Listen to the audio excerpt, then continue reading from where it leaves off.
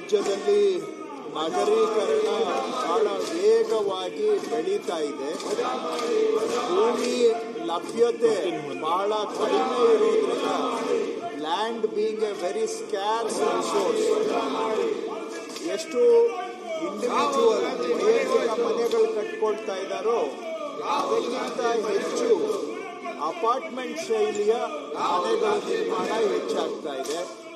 ಇದು ದಿನೇ ದಿನೇ ಬೆಳೀತಾ ಇರುವಂತಹ ವಿದ್ಯಮಾನ ಸಮಾಜದಲ್ಲಿ ಹೆಚ್ಚು ಹೆಚ್ಚು ಜನ ಅಪಾರ್ಟ್ಮೆಂಟ್ಗಳಲ್ಲಿ, ವಸತಿ ಸಮುಚ್ಚಯಗಳಲ್ಲಿ ವಾಸ ಮಾಡುವಂತಹದ್ದು ದಿನೇ ದಿನೇ ಬೆಳೀತಾ ಇದೆ.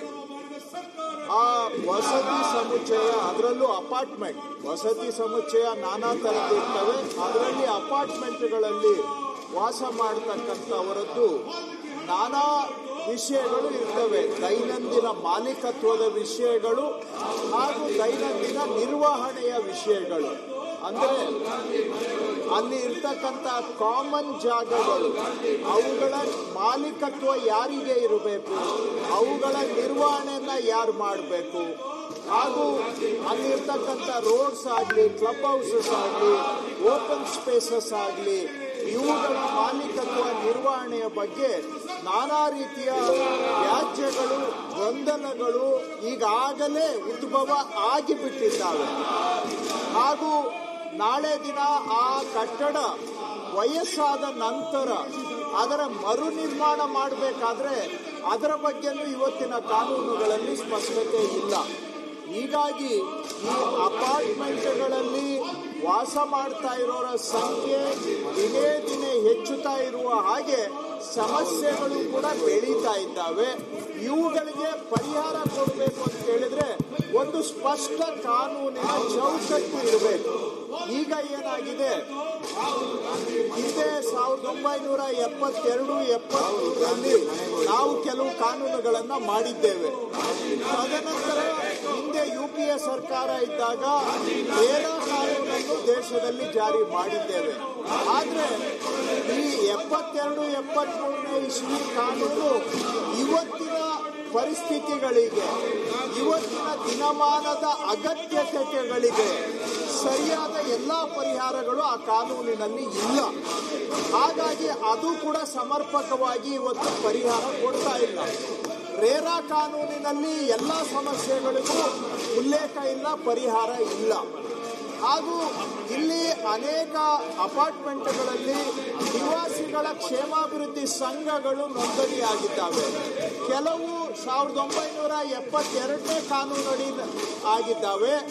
ಇನ್ನು ಕೆಲವು ಈ ಕೋಆಪರೇಟಿವ್ ಸೊಸೈಟೀಸ್ ಆಕ್ಟ್ ಅಲ್ಲಿ ಆಗಿದೆ. ಹೀಗಾಗಿ ಒಂದೇ ಅಪಾರ್ಟ್ಮೆಂಟ್ ಅಲ್ಲಿ 2-3 ಅಸೋಸಿಯೇಷನ್ಗಳು, ಅವು ನಾವೇ ಅಧಿಕೃತ ಅಸೋಸಿಯೇಷನ್ ಅಂತೇಳಿ ಅವರಲ್ಲೇ ವ್ಯಾಜ್ಯ ನಡೀತಾ ಇದೆ. ಸೊ ಈ ಎಲ್ಲ ಗೊಂದಲಗಳಿಗೆ ಹಾಗೂ ಅಪಾರ್ಟ್ಮೆಂಟ್ನಲ್ಲಿ ವಾಸ ಮಾಡ್ತಾ ಇರೋರ ಸಮಸ್ಯೆಗಳಿಗೆ ಪರಿಹಾರ ಕೊಡಬೇಕು ಅಂತೇಳಿ ಬಹಳ ಮಹತ್ವಾಕಾಂಕ್ಷೆಯಿಂದ ನಾವು ಈ ವಿಧೇಯಕವನ್ನು, ಸಂಪೂರ್ಣ ವಿಧೇಯಕವನ್ನು ಹೊಸದಾಗಿ ತಯಾರು ಮಾಡಿ ಇಲ್ಲಿ ಇವತ್ತು ಮಂಡಿಸಿದ್ದೇವೆ. ಇದರಲ್ಲಿ ಒಂದು ರೆಸಿಡೆಂಟ್ ವೆಲ್ಫೇರ್ ಅಸೋಸಿಯೇಷನ್ ಓನರ್ಸ್ ಅನ್ನು ಇದೇ ಕಾನೂನಿನ ಅಡಿ ಮಾಡಬೇಕು, ಬೇರೆ ಕಾನೂನಿನ ಅಡಿ ಮಾಡಲಿಕ್ಕೆ ಬರೋದಿಲ್ಲ ಅಂತಾನೂ ಕೂಡ ಒಂದು ಪ್ರಾವಿಷನ್ ಇಂದ ಇಟ್ಕೊಂಡು ಅಲ್ಲಿ ಇರುವಂತಹ ಕಾಮನ್ ಜಾಗಗಳು ಹೇಗೆ ನಿರ್ವಹಣೆ ಆಗಬೇಕು, ಬಿಲ್ಡರ್ ಇಂದ ಹೇಗೆ ಟ್ರಾನ್ಸ್ಫರ್ ಆಗಬೇಕು, ಹಾಗೂ ಅದರ ನಿರ್ವಹಣೆ ಹೇಗೆ ಆಗಬೇಕು ಎನ್ನೋ ಎಲ್ಲ ವಿಷಯಗಳಿಗೆ ಪರಿಹಾರವನ್ನ, ಸೂಚನೆಗಳನ್ನ ಕೊಟ್ಟಿದ್ದೇವೆ. ಹಾಗೂ ಏನಾದರೂ ವ್ಯಾಜ್ಯ ಬಂದರೆ ಅದಕ್ಕೆ ಗೌರ್ಮೆಂಟ್ ಇಂದ ಒಬ್ಬ ಕಾಂಪಿಟೆಂಟ್ ಅಥಾರಿಟಿ, ಸಂಬಂಧಪಟ್ಟ ಅಧಿಕಾರಿ ಇರ್ತಾರೆ. ಅದು ಗ್ರಾಮ ಪಂಚಾಯಿತಿಯಲ್ಲಿ ಮಟ್ಟದಲ್ಲಿ ಒಬ್ಬರು ಇರ್ತಾರೆ, ಮುನ್ಸಿಪಾಲಿಟಿಗೆ ಒಬ್ಬರು ಇರ್ತಾರೆ, ಮಹಾನಗರ ಪಾಲಿಕೆಗಳಲ್ಲಿ ಒಬ್ಬರು ಇರ್ತಾರೆ. ಆ ಕಾಂಪಿಟೆಂಟ್ ಆಫೀಸರ್ ಅಥಾರಿಟಿಯನ್ನ ನೇಮಕ ಮಾಡಿ ಏನೇ ವ್ಯಾಜ್ಯ ಬಂದರೂ ಅವ್ರ ಹತ್ರ ಹೋಗಿ ಆ ವ್ಯಾಜ್ಯವನ್ನ ಬಗೆಹರಿಸಿಕೊಳ್ತಕ್ಕಂಥದ್ದು. ಅದಾದ್ಮೇಲೆ ಅದರ ಮೇಲೆ ಅಪೀಲ್ ಪ್ರಾವಿಷನ್ಸು, ಈ ರೀತಿಯಾಗಿ ಸಮಗ್ರವಾಗಿ ಚಿಂತನೆಯನ್ನ ಮಾಡಿ ನಾನಾ ಸಮಸ್ಯೆಗಳಿಗೆ ಪರಿಹಾರ ಕೊಡ್ತಕ್ಕಂಥ ಅಂಶಗಳು ವಿಧೇಯಕದಲ್ಲಿ ಇದೆ.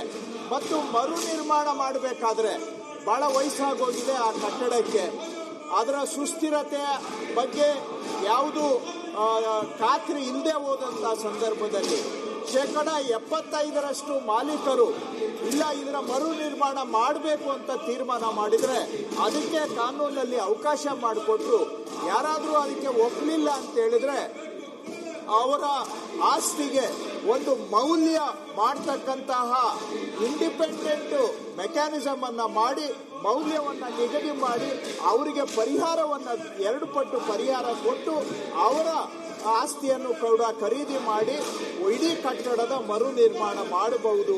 ಈ ರೀತಿಯಾದಂಥ ಅನೇಕ ವಿಷಯಗಳಿಗೆ ಪರಿಹಾರ ರೂಪಿಸುವಂಥ ಕೆಲಸವನ್ನು ಈ ವಿಧೇಯಕದ ಮುಖಾಂತರ ಮಾಡಿದ್ದೇವೆ. ಇದು ನಾವು ಒಂದು ಬಾರಿ ಹಿಂದೆ ಹಾಲಿ ಮುಖ್ಯಮಂತ್ರಿಗಳು ಅವರು ಉಪಮುಖ್ಯಮಂತ್ರಿಗಳಿದ್ದಾಗ ಆವತ್ತು ಈ ಅಪಾರ್ಟ್ಮೆಂಟ್ ನಿವಾಸಿಗಳನ್ನೆಲ್ಲ ಕರೆದು ಸಭೆ ಮಾಡಿದ್ದಾರೆ. ನಾವು ಕೂಡ ಒಂದು 2 ತಿಂಗಳ ಹಿಂದೆ ಅಪಾರ್ಟ್ಮೆಂಟ್ ನಿವಾಸಿಗಳ ಸಮಾಲೋಚನಾ ಸಭೆಯನ್ನ ಮಾಡಿ ಈ ವಿಧೇಯಕದ ಅಂಶಗಳನ್ನ ಅವರಿಗೆ ವಿವರಣೆ ಕೊಟ್ಟು ಅವರ ಸಲಹೆಗಳನ್ನು ತಗೊಂಡು ಅದಾದ ಮೇಲೆ ಈ ವಿಧೇಯಕ ಮೊದಲನೇ ಬಾರಿಗೆ ನಾವು ಈ ವಿಧಾನ ಮಂಡಲಕ್ಕೆ ಮಂಡಿಸೋದಕ್ಕೆ ಮೊದಲೇ ಕರಡು ವಿಧೇಯಕವನ್ನ ಸಾರ್ವಜನಿಕರಿಗೆ ಚರ್ಚೆಗೆ ಅವಕಾಶ ಮಾಡಿಕೊಟ್ಟು ಅವರಿಂದ ಸಲಹೆಗಳನ್ನ ಸ್ವೀಕಾರ ಮಾಡಿ ಬಂದಂತ ಸಲಹೆಗಳನ್ನ ಪರಾಮರ್ಶೆ ಮಾಡಿ ಈ ಕರಡು ವಿಧೇಯಕದಲ್ಲಿ ಕೆಲವು ಬದಲಾವಣೆಗಳನ್ನ ಮಾಡಿ ಇವತ್ತು ತಗೊಂಡು ಬಂದು ವಿಧಾನ ಮಂಡಲಕ್ಕೆ ನಾವು ಮಂಡಿಸಿದ್ದೇವೆ. ಇದಕ್ಕೆ ಎಲ್ಲಾ ಸಮಸ್ಯೆಗಳಿಗೂ ಸಮರ್ಪಕ ಉತ್ತರ ಕೊಟ್ಟಿದ್ದೇವೆ ಅಂತ ನಾವು ಹೇಳಲಿಕ್ಕೆ ಆಗೋದಿಲ್ಲ. ಯಾಕಂದ್ರೆ ಸಮಸ್ಯೆಗಳು ಬಹಳ ಜಟಿಲ ಇರ್ತವೆ. ಎಲ್ಲಾ ಸಮಸ್ಯೆಗೂ ಎಲ್ಲರಿಗೂ ಒಬ್ಬ ರೀತಿಯಲ್ಲಿ ನಾವು ಸಾಲ್ವ್ ಮಾಡಕ್ ಆಗೋದಿಲ್ಲ. ಆದ್ರೆ ಒಂದು ಎಲ್ಲರ ಅಭಿಪ್ರಾಯವನ್ನ ಸಮೀಕರಣ ಮಾಡಿ ಒಂದು ಪರಿಪಕ್ವವಾದಂಥ ಕಾನೂನನ್ನ ತಂದಿದ್ದೇವೆ. ಇದರಲ್ಲಿ ಮುಂದಿನ ದಿನ ಇನ್ನೂ ಏನಾದರೂ ಸುಧಾರಣೆ ಬೇಕಾದ್ರೆ ಆ ಸುಧಾರಣೆಗಳಿಗೂ ಸರ್ಕಾರ ತೆರೆದ ಮನಸ್ಸನ್ನ ನಾವು ಇಟ್ಕೊಂಡಿದ್ದೇವೆ. ಆದರೆ ಒಂದು ಒಳ್ಳೆಯ ಆರಂಭವನ್ನ ಈ ವಿಧೇಯಕದ ಮುಖಾಂತರ ಮಾಡಲಿಕ್ಕೆ ಹೊರಟಿದ್ದೇವೆ. ಇದು ಆ ನಿವಾಸಿಗಳಿಗೆ ಬಹಳ ಅನುಕೂಲ ಆಗುತ್ತೆ ಅಂತ ನಾನು ಭಾವಿಸಿದ್ದೇನೆ. ಹಾಗಾಗಿ ಇದಕ್ಕೆ ಸದನ ಒಪ್ಪಿಗೆಯನ್ನ ಕೊಡಬೇಕು ಅಂತ ತಮ್ಮ ಮುಖಾಂತರ ಕೋರ್ತಾ ಇದ್ದೇನೆ. ಯಾರೆಲ್ಲ ಮಾತಾಡೋರು ಈಗ ವಿಧೇಯಕವನ್ನ ಖಂಡವಾಗಿ ಮತಕ್ಕೆ ಹಾಕುತ್ತೇನೆ. 2 ರಿಂದ 66ರವರೆಗಿನ ಖಂಡಗಳು ವಿಧೇಯಕದ ಅಂಗವಾಗಿರಬೇಕು ಎನ್ನುವುದು ಸಭೆಯ ಮುಂದಿರುವ ವಿಷಯ. ಪ್ರಸ್ತಾವದ ಪರವಾಗಿರುವವರು ಹೌದು ಎಂದು ಘೋಷಿಸಬೇಕು. ಪ್ರಸ್ತಾವದ ವಿರುದ್ಧವಾಗಿರುವವರು ಇಲ್ಲ ಎಂದು ಸೂಚಿಸಬೇಕು. ಪ್ರಸ್ತಾವವು ಹೌದು ಎನ್ನುವರ ಪರವಾಗಿದೆ ಎಂದು ಭಾವಿಸುತ್ತೇನೆ. ಪ್ರಸ್ತಾವವು ಹೌದು ಎನ್ನುವರ ಪರವಾಗಿದೆ. ಪ್ರಸ್ತಾವಕ್ಕೆ ಒಪ್ಪಿಗೆ ದೊರಕಿದೆ. 2 ರಿಂದ 66ರವರೆಗಿನ ಖಂಡಗಳು ವಿಧೇಯಕದ ಅಂಗವಾದವು.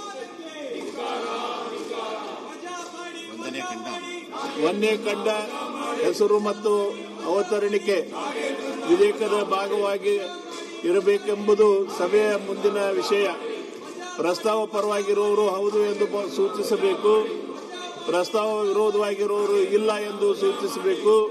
ಪ್ರಸ್ತಾವ ಹೌದು ಎನ್ನುವರ ಪರವಾಗಿದೆ ಎಂದು ಭಾವಿಸುತ್ತೇನೆ. ಪ್ರಸ್ತಾವವು ಹೌದು ಎನ್ನುವರ ಪರವಾಗಿದೆ. ಪ್ರಸ್ತಾವವು ಅಂಗೀಕರಿಸಲ್ಪಟ್ಟಿದೆ. 1ನೇ ಖಂಡ ಮತ್ತು ಹೆಸರು ಮತ್ತು ಅವತರಣಿಕೆ ವಿಧೇಯಕದ ಅಂಗವಾಗಿದೆ. ಮಾನ್ಯ ಸಚಿವರು. ಮಾನ್ಯ ಅಧ್ಯಕ್ಷರೇ, ಸದರಿ ವಿಧೇಯಕವನ್ನ ಅಂಗೀಕರಿಸಬೇಕೆಂದು ಕೋರುತ್ತೇನೆ. ಪ್ರಸ್ತಾವವನ್ನು ಮಂಡಿಸಲಾಗಿದೆ. ಅದನ್ನು ಈಗ ಸಭೆಯ ಮತಕ್ಕೆ ಹಾಕುತ್ತೇನೆ. 2026ನೇ ಸಾಲಿನ ಕರ್ನಾಟಕ ಅಪಾರ್ಟ್ಮೆಂಟ್ ಮಾಲೀಕತ್ವದ ಮತ್ತು ನಿರ್ವಹಣೆ ವಿಧೇಯಕವನ್ನು ಈ ಸಭೆ ಅಂಗೀಕರಿಸಬೇಕು. ಪ್ರಸ್ತಾವದ ಪರವಾಗಿರುವವರು ಹೌದು ಎಂದು ಸೂಚಿಸಬೇಕು. ಪ್ರಸ್ತಾವದ ವಿರೋಧವಾಗಿರುವವರು ಇಲ್ಲ ಎಂದು ಸೂಚಿಸಬೇಕು.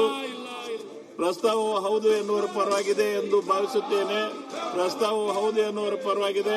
ಪ್ರಸ್ತಾವವು ಅಂಗೀಕರಿಸಲ್ಪಟ್ಟಿದೆ ಮತ್ತು ವಿಧೇಯಕಕ್ಕೆ ಅನುಮೋದನೆ ದೊರಕಿದೆ.